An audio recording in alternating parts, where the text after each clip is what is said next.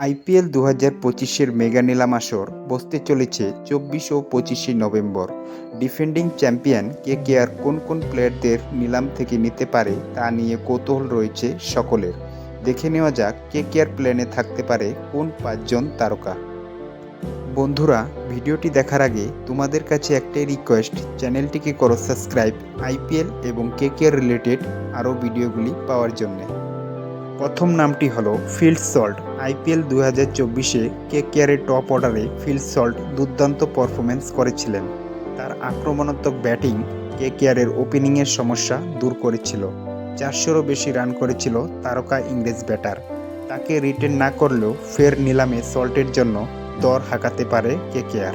২ নম্বর নামটি হলো ভেঙ্কটেশ আইয়ার। কেকেআর আবার ভেঙ্কটেশ আইয়ারকে আইপিএল নিলাম থেকে কিনতে পারে। আইপিএল ২০২৪-এ তিনি মিডল অর্ডারে দুর্দান্ত পারফরম্যান্স করেছিলেন। ২০২১ সাল থেকে কেকেআরে ছিলেন তিনি। নাইটদের আইপিএল ইতিহাসে দ্বিতীয় শতরানকারী তিনি। তার ব্যাটিং বোলিং দক্ষতার জন্যই ফের তার জন্য নিলামে ঝাঁপাতে পারে কেকেআর।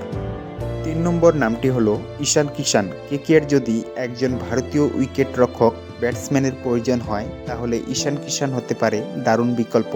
তার বিস্ফোরক ব্যাটিং এবং উইকেট কিপিংয়ের দক্ষতা দলকে শক্তিশালী করতে পারে।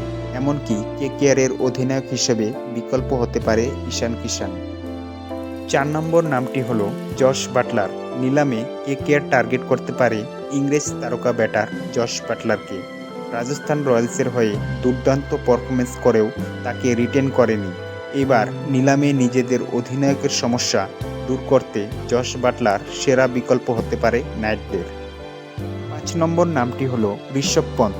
এবার আইপিএল নিলামে সবথেকে দাম পেতে পারেন যে ক্রিকেটাররা, তাদের মধ্যে অন্যতম ঋষভ পন্থ। কেকেআর পার্সে ৫১ কোটি টাকা রয়েছে। পন্থের দাম উঠতে পারে ২০ থেকে ২৫ কোটি। ফলে পার্স সঙ্গ না দিলেও পন্থকে নেওয়ার একটা চেষ্টা করতে পারে কেকেআর। হ্যাঁ বন্ধুরা, এই ৫ জন থাকছে কেকেআরের টার্গেট প্ল্যানে। ভিডিওটি ভালো লেগে থাকলে অবশ্যই লাইক।